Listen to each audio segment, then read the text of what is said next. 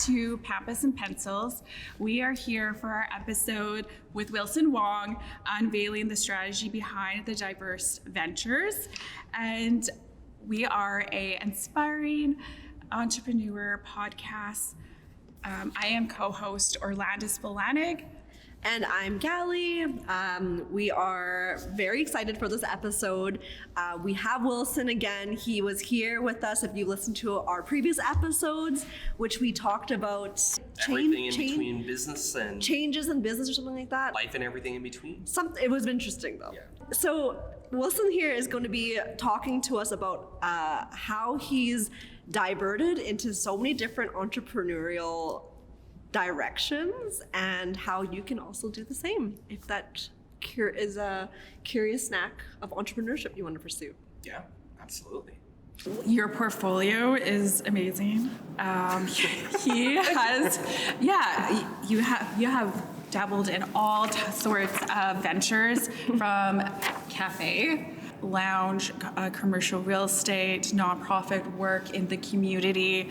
What drives your venture? Thank you for sharing, first off, for all the accolades that I have. There's a list, but it's very impressive. Clearly, Wilson does a lot. And I just came on the podcast so they can say very nice things about me and get my validation for the rest of the year. No, thank you so much for having me. It's good to be back and to share a conversation with you. Full disclosure, the cafe and the bar is actually being ran and done by you right now as well. I only had the idea of having the project in Chinatown, but you're championing the entire visual aesthetics of it. And so I'm really grateful for you for that. Yeah. And what really drives me right now is that everything I'm doing is still really fun. Fun is still my favorite F word.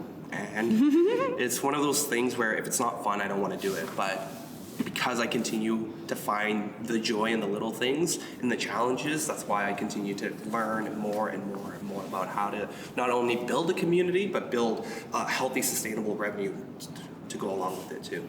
I'm really excited. He has, and your business partner, Will, I know we're kind of going a little bit off topic, but they have such a really cool concept and vision, and literally just run with it.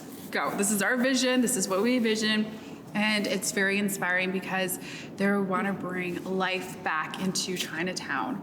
And I've learned so much from you and just through the process of revitalization of how important it is to bring culture and liveliness. And I just am so inspired of you believing in this, and it's just great. Mm-hmm. Yeah. So Wilson, the last time we chatted, we mentioned that Wilson has written a book. He has dabbled in commercial real estate, and he's also in sales for Cutco. So 1 year later, it's been a year. I think it's been a year, or maybe more. I don't even remember now. But so now you own a Vietnamese sub sandwich shop. And you're opening up a cocktail bar soon. Yeah. So can you tell us a little bit about how you went from real estate and sales to now opening up a sandwich shop and a cafe? There's layers to the business that I'm excited to share with you right now. And the first thing that comes to mind, the one word is layers. Where are we able to have layers in the business? So for myself, vertical integration is really important. So by owning the coffee company that sells the bean back to our Vietnamese coffee shop. Oh, right. And he owns coffee, a coffee bean. Right. I forgot to mention that. Yeah. So what's really cool is we still need a community hub where people can come and consume this coffee, or in this case, the sandwiches.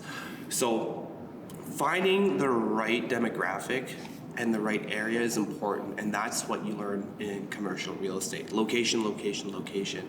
Now, there is a half-truth of if you build it, they will come, but if it's a product or service that's not attractive, then you're not going to get great people. So the statement that I'm sharing right now in the same sentiment is, if you have a great product and great service, it will attract great skills and great talent, and hopefully those great skills and talent will take a belief in the community so they can put their services in that space as well. So for us to double down, all we're doing is, cool, we're going to do an acquisition of a Vietnamese banh mi shop called bLoc. We're going to add Vietnamese coffee in there from our company. So now there's 2 layers right there. But it's going to be in a heritage area, which is Chinatown. So that's our 3rd layer. And to double down or triple down into the community, now you need to have a space where people can gather. So when I look at Chinatown as pillars, or I'll use the analogy of a home. If Chinatown's your home, well, you need your living room, and bLoc is the living room where people can come. It's a safe space, people can gather, but then you need an intimate space where people can have that one-on-one conversation. So I like to call Boa Hare, the new cocktail and coffee shop, the bedroom. It's the one-on-one conversation that you have. It's the intimate space. Yeah. And what I'm really excited about is, even though this podcast will already be out, come middle of this year, we're going to have a block party. But when you think about the block party, what it is, it's to attract great neighbors. So that's a 3rd pillar, is how do we actually develop great relationships with our neighbors, whether it's from the downtown business association to all of the other vendors around us. Because once we build these relationships, it's a matter of time where we could barter for goods and services and really develop a community based off sales and products and services. So that's the way I look at it, is how do we continue to vertically integrate by owning the real estate, or at least getting relatively inexpensive lease rates or rents so we can afford to stay in this community. Wow. That's super impressive. And so, okay, I have a question. So, you know, we talk a lot about community and how we're going to be, your goal is to be able to bring a community together. But would you say that Chinatown has a community, given that we're all moving away from Chinatown? I think that's the core struggle of Chinatown right now, is that people are leaving. So do you feel like you're taking on a project that you're going against the current? That's a beautiful question. The way I look at it, if I were to put my empathic hat on, it's an area that will always ebb and flow in terms of different generations. So my parents are immigrants. They used to own a restaurant in Chinatown, a travel agency in Chinatown, but you do have this urban sprawl, or the great exodus of the immigrant generation, where now they live south side or deep north side or west side. And what ends up happening is that the elders, the aunts and the uncles that are still in Chinatown, they may not speak the language, and that's okay. So they continue to retain their culture and heritage there. But you have us in this generation that we do have this urban sprawl, but we're still missing that heritage. So yes, are there a group of individuals that are leaving? Absolutely. However, it's up to our generation. It's our turn to bring people back into it, but really spruce it up and spice it up. So that's the way I look at Chinatown. It's our turn to essentially run the show. No, it's a big responsibility. What do you see with this revitalization back into Chinatown? What is the future? The future of Chinatown is not for me to decide, but it's for me to influence with business and business development. I'm a big advocate of strong small businesses, medium businesses, and even large conglomerations, because at the end of the day, people are the business. If you don't have people, you don't have a business. If you don't have people buying your food, you don't have a business. If you don't have people buying your services, you don't have a business. So the forefront of any successful business will always be the people. It doesn't matter how great your product is. If you don't do it for the people, then you have no community at all. Mm-hmm. Wow. So I'm curious, both of us are entrepreneurs. We dabble in, a lot of different things. We're always thinking about other opportunities. So with that comes a limitation on time. We all only have 24 hours in a day, and a big part of it is sleep. I hope that we're getting sleep now compared to last year's podcast. But how do you juggle then, say you have 5 or 6 different businesses, how do you spend and allocate your time differently now that you have more businesses? The greatest thing I have right now to make this business even work, where I can actually sit down and talk to you, is my business partner, Will, and hiring great talent like Kevin, who's our general manager at bLoc. He has been both of them have been so vital. Will helps with all the back end processes, whereas I do the front end business development, and Kevin is captaining the entire ship right now at bLoc. So I don't have to be there doing the day to day. The most important thing is how do we double down on our strength? And between the three of us, we've been able to break it down to 2 words. For me, it's client acquisition. That is my job. If I'm not doing anything other than client acquisition, I'm not doing my job. So everyone tries to overcomplicate things. It's great to have staff. It's great to attract great people, to make sure you pay them well, you love on them well, they make sure they're heard, listened, and all these emotional well-beings. However, my job is to do client acquisition. And if I'm not building relationships with businesses or with individuals, then I'm not doing my job as one of the owners and one of the founders. Yeah. Do you take time for yourself? I'm playing volleyball with Gally right now. And I am also very obsessed with that. So do I sleep? Yes and no. Okay? When he's sleeping, he's thinking about volleyball. Volleyball and business. What one thing that you could share with everybody how you could juggle all these things all at once? What is one tip when it comes back to yourself and self-care that helps you be able to push through all these ventures? It sounds super cliche. Staying curious is definitely a major component, and another cliche would be a student of learning. But you can't have both. You can't learn and not be curious. And for me, the outcome, the outcome doesn't matter to me, like, believe it or not, because I know that the skills that I have, we're destined to win. It's just when, right? So if we know that we have great skills and have great leadership and I've got a great team in the background, then for me, it's how do I learn to refine these skills to make it more efficient, having great systems in place. And those great systems will allow me to be more confident in my ability to execute. Because sometimes I can execute a project or an idea through an email versus actually thinking about it. Why think when I can just do it? So that is where I have a more holistic approach on what learning means to me. So staying curious, always be learning. Those are very cliche, but I'm in love with it. Yep. Yeah, education is probably one of the best investments you could do for yourself. Yeah, like being over leveraged, $250,000 in a bar. Yeah, you better learn. It's a pretty hefty tuition. It's a good thing you have an interior designer as your friend. Before we continue, I just want to kind of acknowledge where we are. We are actually here at Last Modern. It is a wedding venue located downtown. Owners are Sarah, Lucy, and Anita. And I actually was part of the design process of the space, and we get to tape here. Yay! So That's super cool. Maybe this is probably our only episode that we're doing a visual take of an episode. definitely take a look at Last Portfolio. Beautiful space for any type of corporate weddings, special events. They have a coffee shop and beautiful lighting. Just the aesthetic is very breathtaking.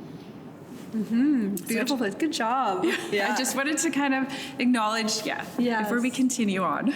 No, absolutely. The space is beautiful. Yeah. I have a question in regards to going back on delegating to your team, and you say that it's a very simple task, and people overcomplicate delegating simple tasks. How do you decide then let's say, many of us entrepreneurs, or if you're an aspiring entrepreneur, you'll know that we all have to wear a lot of hats, marketing, HR, the CEO, but then also, your sourcing and managing inventory. So how do you decide who owns what role and how many people to include into managing those roles? Yeah, when it comes to something like that, that's a William Chen question. So, honest to God, that's a Will question, which is great because what I'm learning is this: why work on your weaknesses, acknowledge them, but double down on your strength and find someone's strength where they can double down, which is your weakness. So you don't have a faulty ship. You don't really have a weak link. My background is in direct sales, so I'm great one-on-one. You get me in a room and you want me to pitch, I can pitch anyone. However, if you want me to sit behind an Excel spreadsheet, I will not like my life. It will be a very boring day for me. However, finding someone like Will, finding someone like Kevin, how do we attract those people? So the way I was able to attract Kevin is not only sharing the vision of what Chinatown means to me, but what it could mean for him.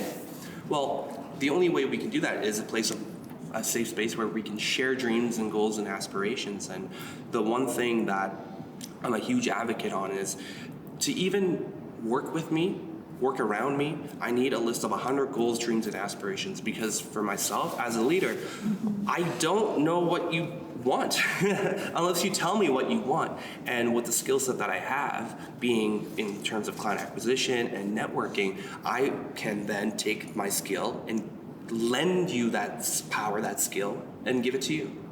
While you help me with the back end, with the inventory, with the hiring and the training and the recruiting. Like, I can't do it all by myself, but what I can do is get you what you want. So, but you have to tell me what you want.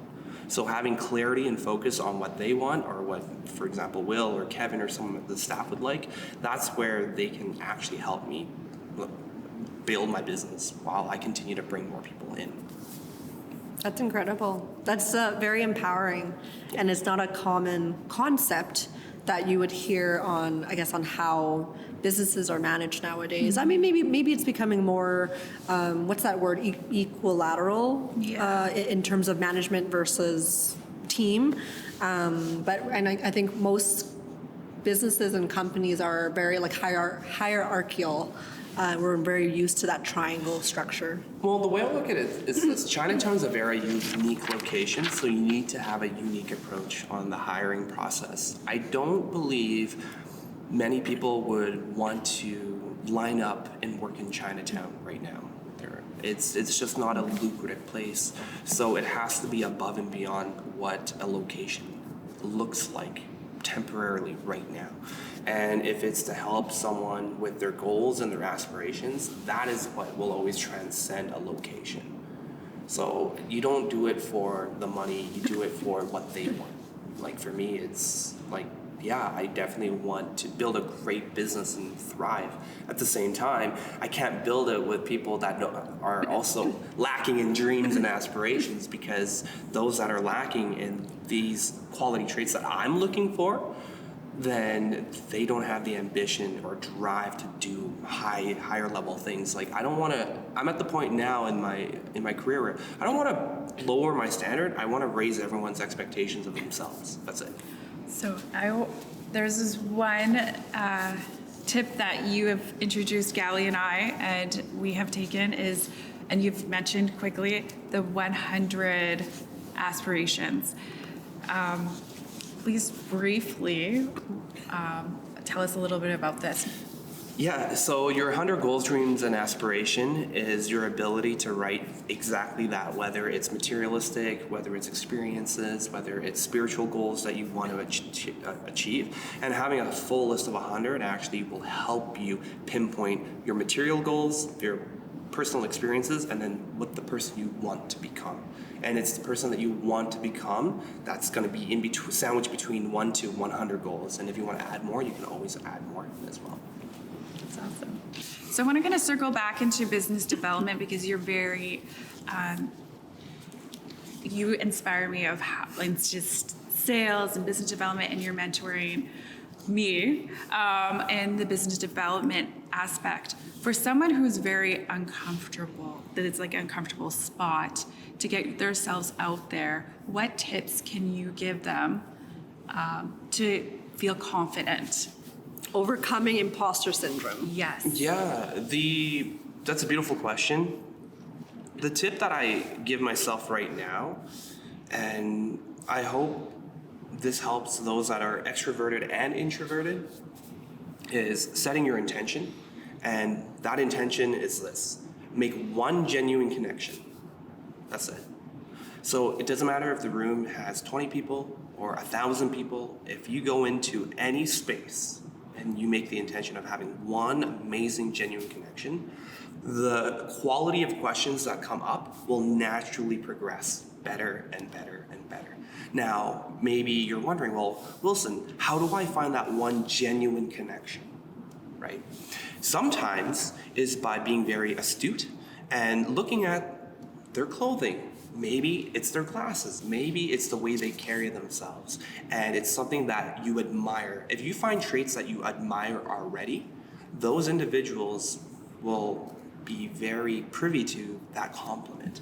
So what does that mean? It means that having a quality set of questions that you already are predetermined to ask. So if you're looking for a powerful woman, you will see a powerful woman. If you're looking for a powerful man, that is what you seek, that is what you get. So setting your intention of building a genuine connection with anyone is great, and then it's finding the right questions to ask them right after. So sometimes it's, like for example, what do you do for a living? I'm an interior designer. Cool, ask me. What do you do for a living? I get to be myself for a living. Oh, I love that. But then you have to, so here's the thing. The permission isn't the first question. What? I get to be myself for a living. You have to ask a follow-up What question. does that mean? Perfect. And that secondary question is actually the first question. That's the real intent. Because then you spark curiosity. Yeah. Then they're like, what do you mean you get to be yourself for a living? Then they lean in a little bit closer. Now you can start building a relationship off a conversation. So your elevator pitch, sure, you're an interior designer, but you can actually reword it in a way that they have to ask you a secondary question. I like how you just did that. I'm me. It's cool, right? It's cool. Yeah, it's cool. It's like, what do you do for a Yeah. living? Like, if you were to reword it into a more interesting answer, and you're not being elusive, like, what do you do for a living? I bring imagination to paper. What does that mean? What does that look? Because you can already predetermine the follow-up question, and that's your hook. Okay. So it's not being conniving. It's being tongue-in-cheek. But that's what makes you unique, and that's what makes the person, oh, you're completely different than all these 500 people that are in the room. Mm-hmm. And that's where they'll open up a little bit more. I like this exercise. I love it. That was Yeah. awesome. Gally, what do you do for a living? I make people happy with flowers. Ooh, what do you mean? What does that look like? So whether it's artificial, whether it's dried, I create spaces that are memorable and everlasting. Yeah, that's cool. Yeah. And then that's where people are like, oh, well, I think I could use your service. Can you tell me a little bit more? And then you can ask better follow-up questions too on what they do. Mm-hmm. Because most people will be direct, and because you're being very fun with your career path, that's what makes it different. Mm-hmm. So be whimsical with your approach. Yeah. I like that. If it's too businessy, sometimes people feel guarded when they talk to you. So it's like it's the Ask having me a what fun. I do again. What do you do? I'm in sales. Oh, what do you sell? Cool, I sell knives. Oh, But didn't it's think so that there was like, a business for that. It's not Yeah. sexy, right? There's Yeah. like everyone's in fucking sales. Yeah. Everyone's in sales. I design imagination. From the imagination. That's cool. Yeah. That's super cool. Cool. I have a follow-up question in regards of your team's goals and dreams. Mm. So So you have seen plenty of 100 goals and dreams from your team, and even I'm sure some of your partners too. Without saying names and without unveiling people's dreams, but what would you say is the I guess? Can you give us a couple of dreams of what you're seeing in the youth and the next generation of what they're wanting? Oh yeah, definitely a lot more freedom. But it's so generalized, right? Mm-hmm. Like, what is freedom? But the way I look at it is this: a lot of people talk about freedom of time. Like, I want to buy my time back. But for me, my freedom is freedom of decisions. I want to make high quality decisions. And for some of my staff, their freedom is to go travel. So maybe that's a time thing. Freedom of finance is to afford things and buy things that will help better their life. Mm-hmm. So definitely that's the first thing that comes up is their version of freedom. that kind of gave me chills, because I think all of us, freedom, like, it means so much to us. And you're right, it spiders into freedom, finance, decisions, like it makes. Freedom to spend more time with your family, Yeah. freedom to be more philosophical in your business and sit back and think. And that's a decision that I've been sharing with the team, is that I can do the day-to-day. Don't get me wrong, I know how to do it, but it's actually better if I take a couple steps back and I think about what the next step is for the vision. Because if we don't have the vision, I know exactly what we're gonna get and achieve, but it's the day-to-day that needs to be fully thought of, if that makes sense. Like, you have to think about it a lot. That's awesome. Yeah. Moving into, like, I guess going back to the topic of diversifying your ventures, if you are, I guess, what kind of advice do you have for our budding entrepreneurs that are listening to this podcast right now, who are either have a business or maybe are considering the entrepreneurial pursuit of having multiple businesses? What kind of advice would you give to these people who are looking to diversify? The cliche one is read great books. Recreate books? Read great books. Oh, read great books. Leadership books, I mean, that's super cliche, but it's like, if the John C. Maxwell's, the Dale Carnegie's, Brene Brown, any books that talk about leadership, just read them, because great leaders already have a good marking of how good leaderships are recognized. So if real recognizes real, it's like this. If you have a leadership skill of an 8 and you walk into a room and that leader is a 6, that 6 cannot lead you. Mm-hmm. However, it's the opposite. When you're an 8, you will find people to lead up to an 8. When you're a 10, only 10s can lead 10s, because there's mutual respect. Mm-hmm. So depending on it, if you're a solopreneur and you're leading by yourself, you still have to attract, I mean, at that point, you're right. You're the CEO, CFO, the COO, the marketing team. You're also the back end HR and admin. Now, if you start adding more people onto your team, now you have to start doing payroll. You're paying them, right? But you're also paying them to tell you how they want to be loved, heard, and seen. So you have to lead. That's the greatest advice I can give you, is read great books, but learn how to level up your leadership skills. And I guess tying back to the diversifying ventures. So correct me if I'm wrong, is what you're saying is if someone wants to expand into multiple different businesses, if they're a good leader, then they could expand because they'll have a team? Because they'll have people? Is that kind of the direction we're going? It's a little bit of both. The very first thing I mentioned was layering. Then you can learn how to layer your leadership skills and how one business can actually coincide with another business. A great example would actually be Cutco and the knives that I sell.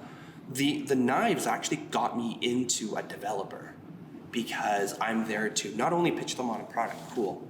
However, because I'm a part of Chinatown, not only was I able to get at least my foot in the door with a product, then is to expand on, let's say, how I'm leading the mission of how to revitalize my version of Chinatown. Mm-hmm. So it's being then able to share a large vision to selling knives. Like, it's so strange. How does Chinatown and knives go hand in hand?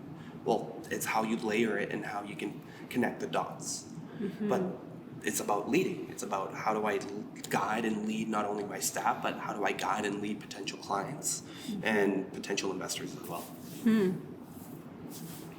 That's such a, so I think that's such an interesting take on diversifying, because maybe oftentimes, and I might be overgeneralizing, but someone might be leading a business because they'll say, well, or they'll diverse into another sector of their business because they see an opportunity to make more money. And I'm sure that's, there's still a part of that process where you have to think about your profits and how much revenue you're generating. Mm-hmm. But I've never thought about it as like, well, if you're a good leader, then you can diversify. Yeah, when you're a great leader, other great leaders actually want to help you because they know that you're going to make the money. believe it or not. They're like, oh, he's got a great team, strong team. I have a great team and I have a strong team. Together, we're going to absolutely crush it. So most linear way of leading would be just staff, right? I'm just going to lead staff. But then when you look at the marketing, you're leading a client through the experience to purchase that service or product. So when you think of leading in general, it's not just leadership, it's leading your staff, leading potential clients, leading and syndicating deals with big investors. They want to be guided, they want to be led, they want to give you their revenue and their cash because you're going to guide them into a really big vision. So it doesn't matter if it's staff or a potential investor, you still have to be a great leader. No, I have chills.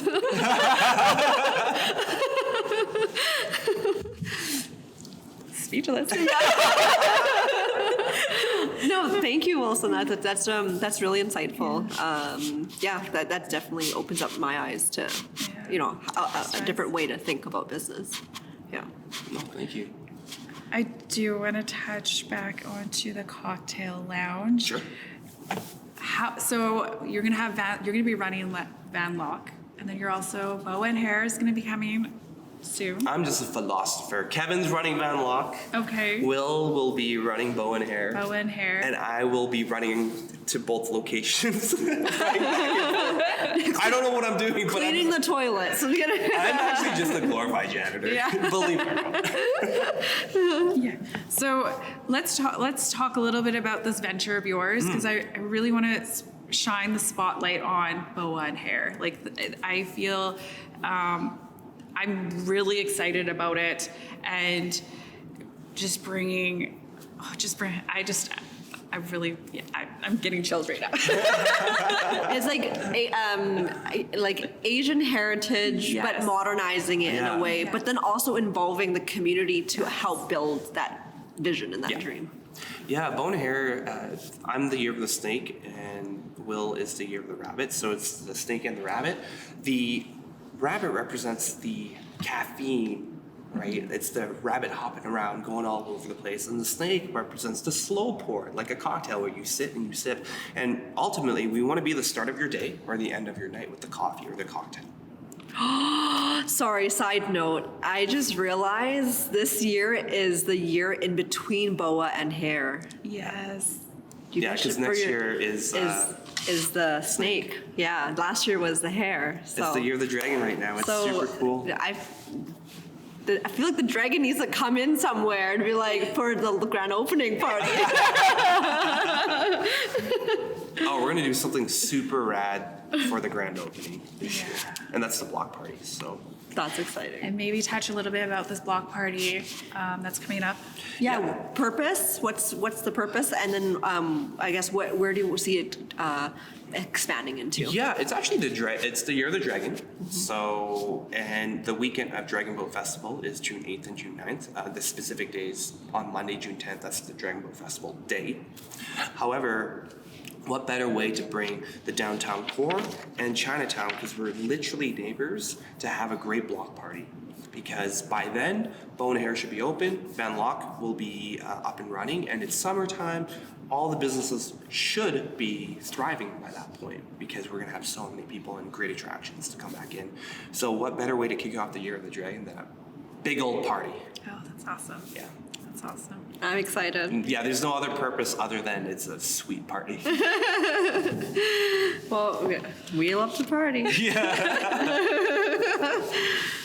Okay, so let's close up this episode. Yeah. Do you have any other questions, or do you want to have any questions for us? Do you have any questions for me? I think you shared so much insightful information. Yeah, hopefully there's a nugget or two Yeah. to take away.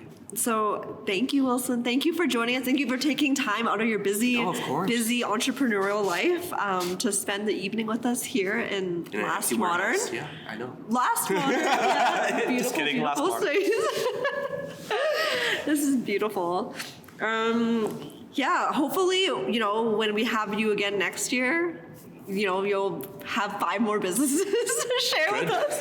I can't wait. The pressure's on. 5 more? Yeah. That's a lot. Oh my gosh. But yes, Yeah. collecting You'll them like have a Pokemon community. badges. You'll have a community to back it up. Yeah. I'm really excited. Thank you. So thank you to all of our listeners. We have Wilson here, and we're going to close up our episode. Be sure to follow us on all of our platforms. We'll see you next episode, and we'll update on our platform all of the events and upcoming episodes. And if you guys have any topic ideas that you are curious about and you want us to explore with you, for you, just send us a message on Instagram and we will definitely add that to our list. And definitely follow Gally at Pampas Gal and her ventures, Interiors on Point, and Wilson Wong. Wilson Wong is epic. vanloc.ca on Instagram. And Boa Hare. Boa Hare on Instagram. bLoc.ca on Instagram. Yes. Multiple platforms. Thank you. Bye.